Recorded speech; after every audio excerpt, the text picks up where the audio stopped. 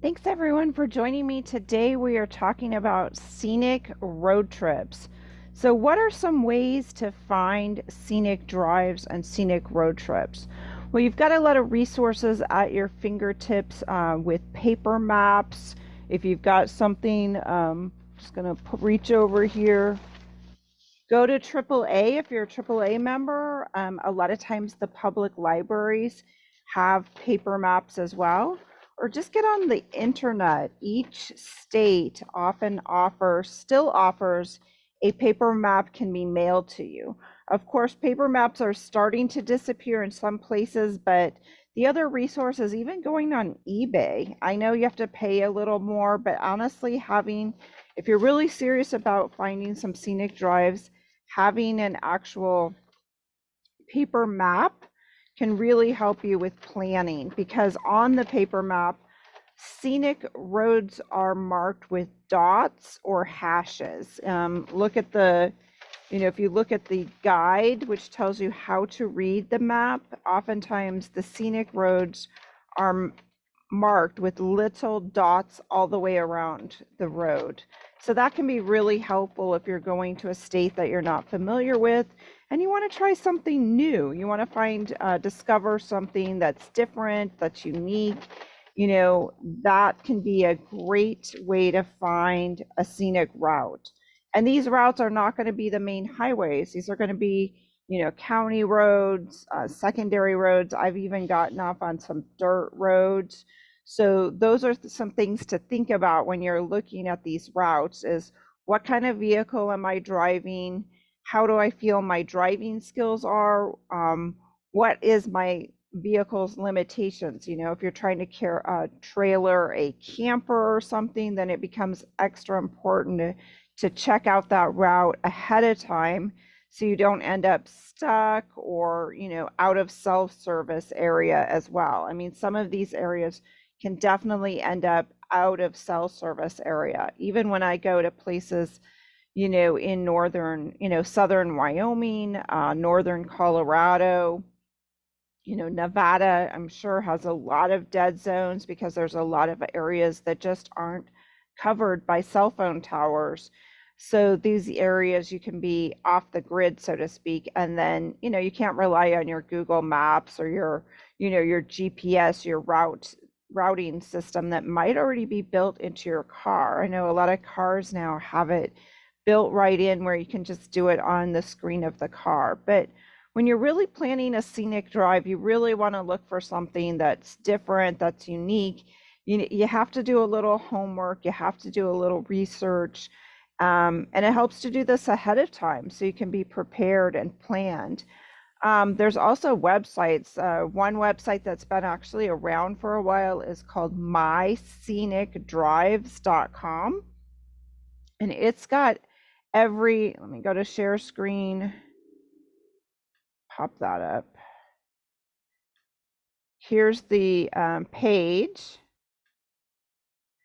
It's got every state listed. So if I go back to scenic drives at the top and find a state, like let's say this is Arkansas, Scenic 7 from I can't even pronounce this, to the Ozarks.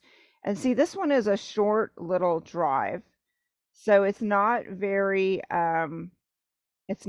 long, but depending on the elevation gain or if it twists and turns, you might take a few hours to do that just based on speeds. So that's another thing. Let's see if it lets you kind of click on that link. So now it's highlighted. Yes, here it goes into the map. It tells you exactly how long it is, 157 miles, 3 hours. So see, when we were zoomed out, it looked fairly short. But honestly, 3 hours, depending on how many stops you make, that can be a good half-day trip right there, because you're going to want to stop, potentially get out of the car. It lists where the services are, which this can be very helpful to know. Where can you get gas? Where can you get some food? Um, where you might be able to stop, and do some shopping. If I click on this town, Mountain Valley, Arkansas, I can show it on the map. So there it popped up. Hot Springs, Arkansas is at the bottom. Let's see where this one pops up. Let's show that one. So this one is a little further in the middle at Dardanelle.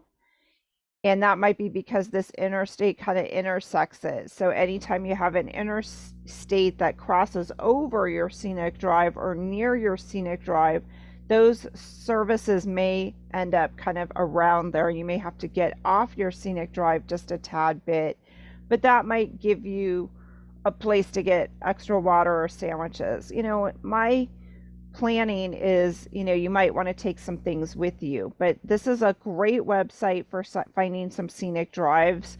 Another option, and I'm not sure if these guidebooks are still in print, but you can always, again, look online. It's National Geographic Driving Guides to America.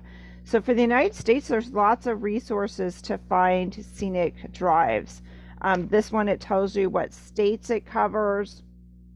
I like that it's already, as we both all should know, National Geographic has a long history of, you know, having top-notch scenic photographers. You know, they used to put out these beautiful magazines. So they've kind of sussed out some of these routes. They kind of know where the cute little towns are, the scenic destinations are along the route. So I like how this book goes into quite a bit of detail. So if it's a place I'm not familiar with, like maybe Montana, maybe outside of Glacier National Park, you're not as familiar. But as you can see, they've got like a route listed. They've listed approximate number of days to even do this loop. And on this one, it includes the national park, but then it has areas outside of the national park.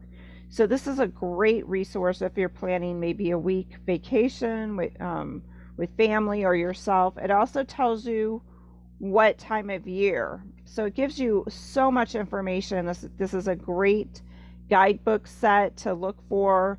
Go on eBay. Thrift Books is another resource.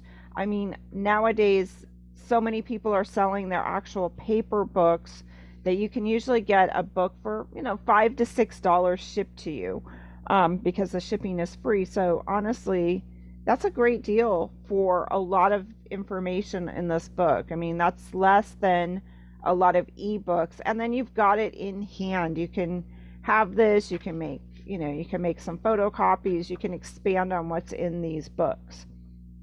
So that is a great resource.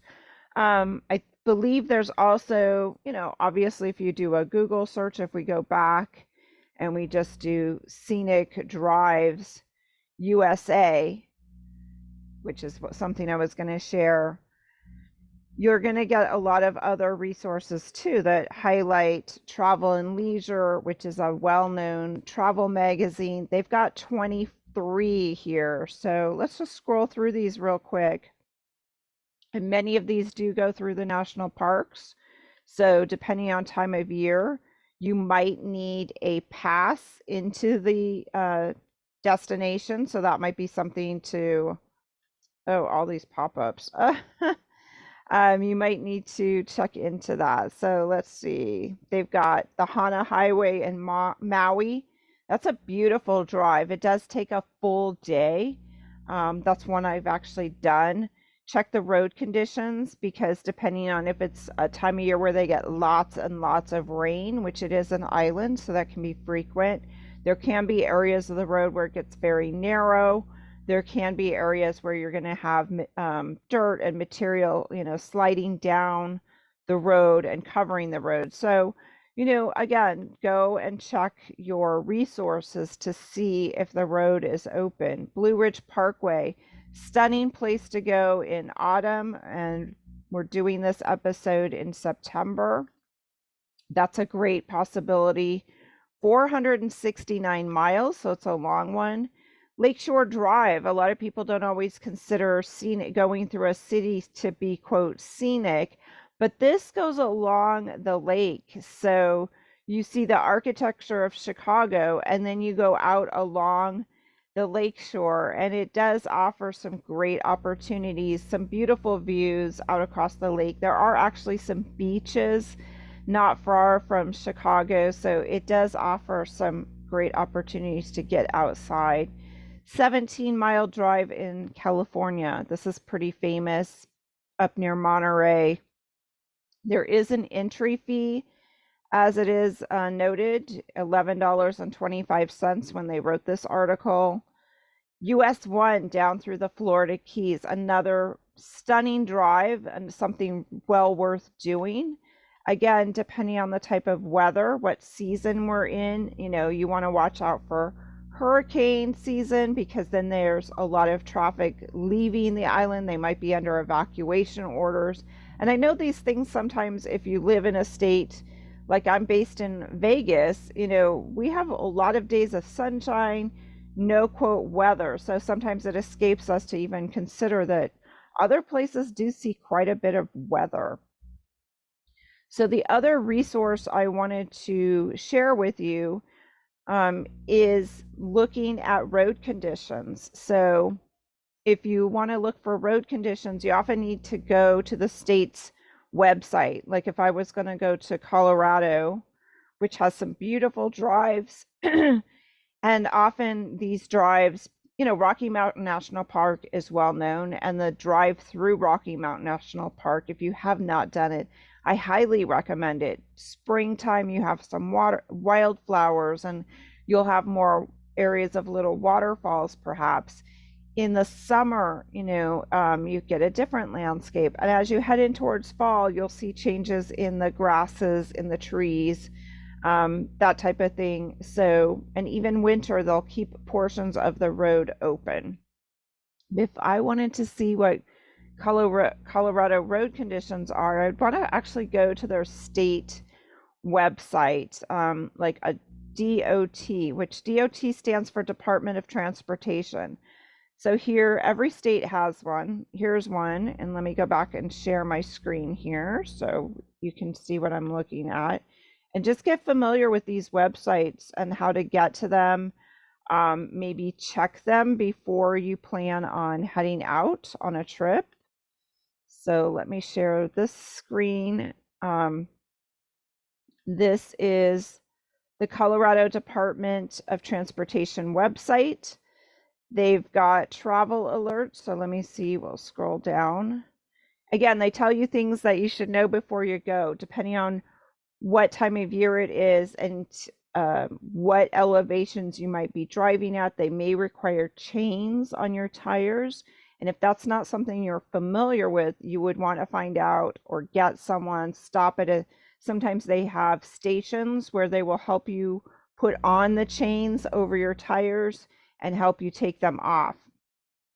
Again, thankfully, that's not something I've usually had to do, but I have carried chains before. Even in California, some of the routes as you're heading towards Yosemite National Park will require chains at various times of the year. So let's go and see for current road conditions. Oops, I just missed the link. So here it has another website to go to, which I wish it would have it just in all one place. So this gives you announcements. So changes to Colorado, we were just talking about chains, truck for truckers. So if you're a commercial vehicle, depending on if you have a RV, a camper, these are things you would also want to look at, especially if you're looking at scenic roads. A lot of scenic roads in New England have covered bridges. Now, what's the height of those covered bridges? Your camper or your RV or vacation trailer home may not fit through the covered bridge. So this is something that's really important to know ahead of time. Even some of the higher profile rental vehicles, Sprinter vans, Ford, those multi-person mini buses, I call them. Find out the height, look at the height and double check the bridges, because the last thing you want to do is be out and realize as you're approaching the bridge that, you know what, I can't go through this. Now I'm having to back up, reroute, all of these things that can cause delay. Plus, it impacts other drivers that are out there using that road. Here's US 50 bridge access west of Gunnison. There's a beautiful canyon near Gunnison, Colorado. So let me close these announcements. Let's just say we want to start in Durango, Colorado, and go to Silverton. That's a beautiful drive, especially in the fall. So there's Durango, and then I'm going to put in Silverton. There's also a train that goes up that way, but you can also drive that route. So let's hit go. And like I said, we're already starting to see snows popping up. I think I saw snow today on some of Colorado's upper peaks. So we are heading into those months where things are changing. Here you see a bunch of red lines. So US 50 in both directions, road closed. So as you can see, this particular road between Montrose, Gunnison, they've got a big red circle on it. So that scenic road, which it probably is, Cannon City to Gunnison, I know that's a scenic route. There's a canyon there. And again, sometimes that's where the paper map, believe it or not, can come in handy, because you can actually see topography. You can see green areas, and you can see areas that are flatter versus more mountainous. Most times they'll mark little mountain peaks and tell you their elevation. So if that mountain is near the route I'm driving, honestly, then my road is going to be reaching a higher elevation as well. So here's my route. Let me zoom in a little. So there's the plus button. It doesn't look like today that it's impacted with anything. There is a 2 on it. There's 2 events, so we can go and look at that and see right here. They're doing some road constructions. So during even fall, they're trying to get in a lot of last minute road construction before winter comes, before they're not able to do paving, or before they're not able to secure the road during winter months. So right here, you do have a flagger situation. You're going to have slower traffic, but the road is still open. So that is good to know that it's not being impacted by weather. The other place you might want to go is, let's do a stop share there, is you might want to actually look at road conditions on a weather channel. Sometimes that will indicate whether something is closed. So even like weather channel, like if I go to, let's go back and share my screen here. We will go back and share the weather channel. And see right here, it even is talking today about, oops, scroll down, I hate these pop-ups. September snow is typical. So we're getting ready, it's September now. So some parts of the United States are already going to be seeing snow. So these are things that are important to know, especially if you're heading into beautiful Colorado, Idaho, Montana, areas that are wonderful to see the change of leaves, but also can be impacted with a, quick September powerful snowstorm. These can shut down roads, these can close airports, so these can impact your travels. It does show that Colorado, west of Denver and Pikes Peak, got some snow. So those snow events, if you're not used to driving in wet snow, in blowing whiteout conditions, so if you've got wind, southern Wyoming, which has wide open plains areas, there's areas where literally there's nothing to stop the wind. So you've got these strong winds. Even a light wind can be blowing snow across the road, and that can lower your visibility. Pretty soon you're not really seeing what's ahead of you. You're not seeing very far ahead of you. So you want to turn on your headlights. You want to be slowing your speed down just a little. You want to maintain speed though. If you get too slow, some of these routes are well driven by semis. So if you're not comfortable driving in those conditions and you start to feel that you're not able to see well, or you're getting worried or concerned, it's better to pull off. even Central California. And I left Los Angeles one day and was driving north on 5, and I was going to cut over to the coast, and the fog was so heavy. The Central Valley gets these tule fog, this deep heavy fog.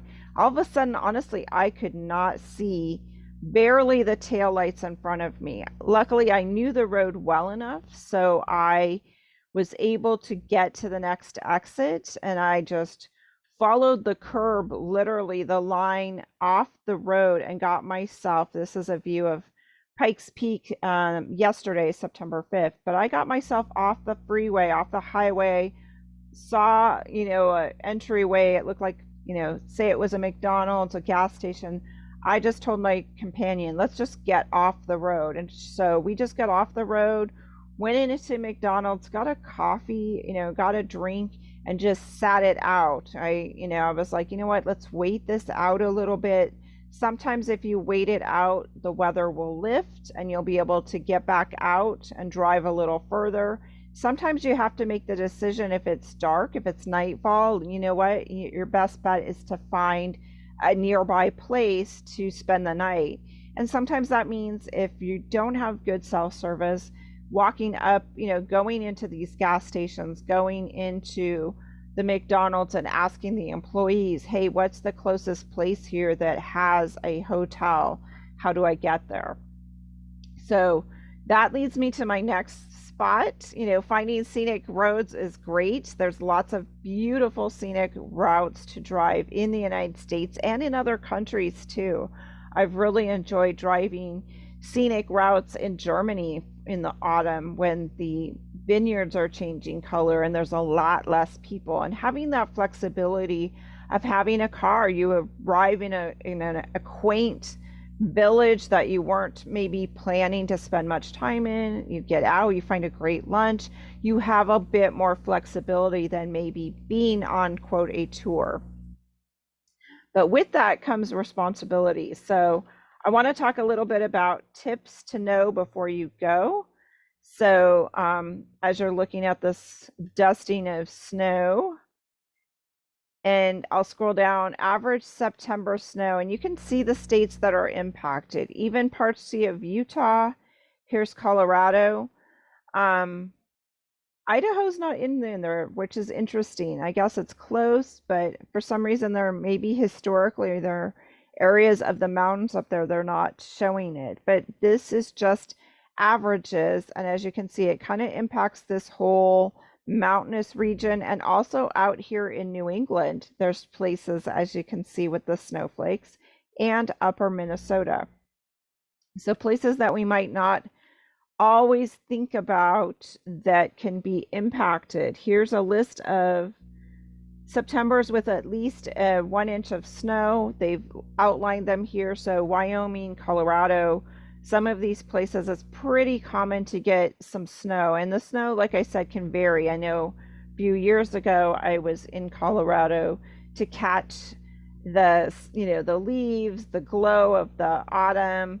And one day was a beautiful sunny day. The next we had heavy, wet snow coming down, which did make the roads very kind of slick, because in the morning your temperatures are low and those roads get a thin layer of ice, which can be called black ice, which is hard to see on black asphalt, and it can be very dangerous. So sometimes if you have flexibility, if you're near the metro area of Denver or Colorado Springs or any of these places, Casper, Wyoming, or Cheyenne, there are going to be commuters, there's going to be workers, there's going to be kids trying to get to school. And for them, a little bit of snow, an inch is not a lot. They're going to be out there on the road, but that black ice, those slick conditions where you have a lot of fender benders, that might be the time to just take a slow morning, sleep in, get a breakfast, and maybe slow your plans a little bit for that day.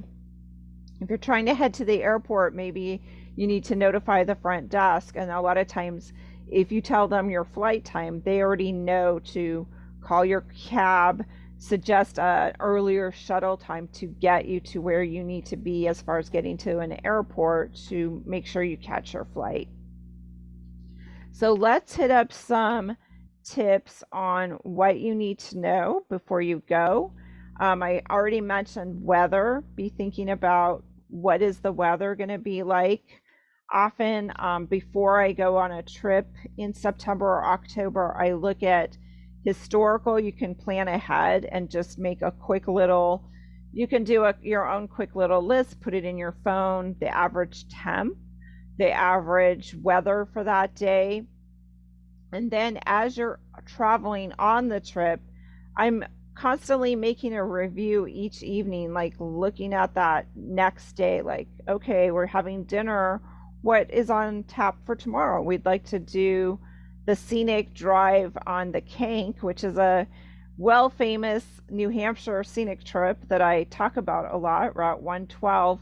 But what is the weather going to be like on that route tomorrow? Are they talking about rain? Are they talking about snow at the top at the higher elevation? What are some things how cold is it going to be? And so then these are tips I need to think about before I head out. Do I have snacks? Do I have water? Do I need to have chains? If I'm in California and I'm going up the 395 or going into Yosemite, there are checkpoints where they will literally make you pull off and check that you have chains. They won't let you even drive that without the chains being put on. So that is something to know. If you're not familiar with doing that, then hey, I got to think that through. Am I going to stop and have someone help me put on chains? Am I going to reroute and avoid that route tomorrow? Am I going to do that a different day? What are some of my options? What is my car? What kind of condition is my car in? Do I have plenty of gas?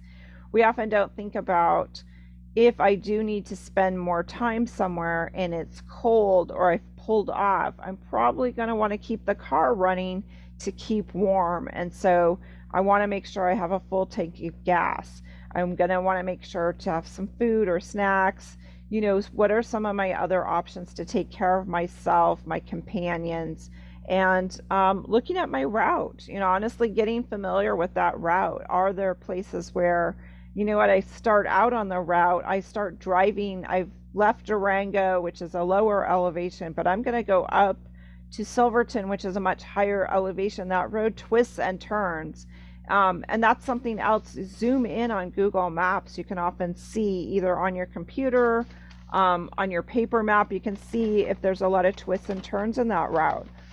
Wow, there's a lot of hairpin curves between Durango and Silverton. Beautiful route, but is there any place, semis drive that route? They're taking goods and things to other places. There's logging trucks in a lot of these areas using these roads, construction vehicles, like I just alluded to. So it's not just going to be passenger cars. You might get stuck behind a big semi that's really taking its time up this incline. Some of these roads don't have a lot of pull-offs or large areas to just decide, you know what, the weather is getting too bad, I'm going to, pull off and go back down or just wait it out. So these are things to think about before you head out. Winter, it's almost winter driving tips, but you have that quote winter happening in these shoulder seasons, even late into spring. Driving from Iowa to Colorado, there was a late snow the first weekend in May when I was taking that journey with someone. So it's good to look at historical events. It's also good to look at the long range forecast before you go. Start watching the weather ahead of time, and then just being prepared. I think that's a lot of it.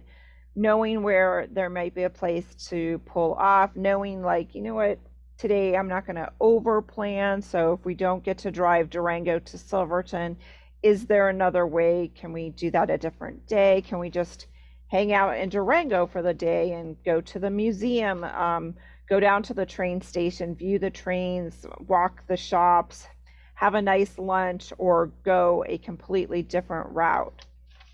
So that's why having sometimes that paper map gives you an easier way to spread it out, look at it, have some backup plans happening. So now I wanted to hop into a few of our favorite scenic drives. I was hoping to have some others on this conversation, so I'll probably run this topic again so you can hear from some other travelers, such as a woman that has a book on Wisconsin, a woman that does road trips in the Midwest, and Darcy, who does Oregon, Washington, and leads day trips. So she has some great tips for scenic drives as well. And if you have a book, a scenic drive that you love, let's chat about it. Reach out to me. Let's get you on the next recording. So some of my favorites, as I've just mentioned, that Durango to Silverton route is a really pretty drive to take. It's literally a really direct route, but it is very scenic, and spending some time up in Silverton, Colorado is wonderful. California has several scenic drives. Obviously, any route that goes along the ocean, Highway 1. You've also got 395 that goes up the backside, I call it, but 395 changes. It has so many different personalities. You pass Mono Lake, you pass some kind of areas that are more Western, like the Wild West. So it's just got a lot of different personality. I'll leave it at that, but it's one of my favorites. I've driven it many times. You can spread it out over a couple days or a long day, depending on where you start and where you want to finish. Bishop is a great place to get off and stop at the bakery, wander the streets. There's a few old neon signs if you're a lover of neon signs like I am. So that's a really nice one to take. Going to the Sun in Glacier National Park, and that's one where they will close that road. So looking at the National Park Service website and finding out if there's a fee. So hey, let's take a look. So and that's another one of my favorites. I've already shared multiple times about the Kank in New Hampshire, Route 112. It's a beautiful fall drive. And it's not that long. It's honestly, I think 30 to 40 miles. I'd have to look to be sure. But I can spend almost all day on that road because there's so much to pull off and see. And I think that's kind of like going to the Sun Road in Glacier National Park. There are places to pull off. So it is nice to be able to get off the road, have a picnic, be mindful. When I took the last time I drove the Going to the Sun Road, it was September one year. And we honestly, there's 2 alerts here. So let's pop and see what those are. Current conditions. So here's where we were just talking about. Going to the Sun Road is open for the season. So it doesn't say yet. And some of these roads, they just kind of decide when to close them when there's a snowstorm coming in, and that's when they'll decide to close it. So sometimes they're not exactly sure. It's not a hard date. Some roads, like in Alaska, in Denali National Park, there is a hard date that they just close the road to vehicle traffic because they've pulled back their employees. They don't have as many people monitoring that area, that road. And so here's a lovely picture of Glacier showing how conditions can change quickly. One area of the park might be sunny while another area might be stormy and cold.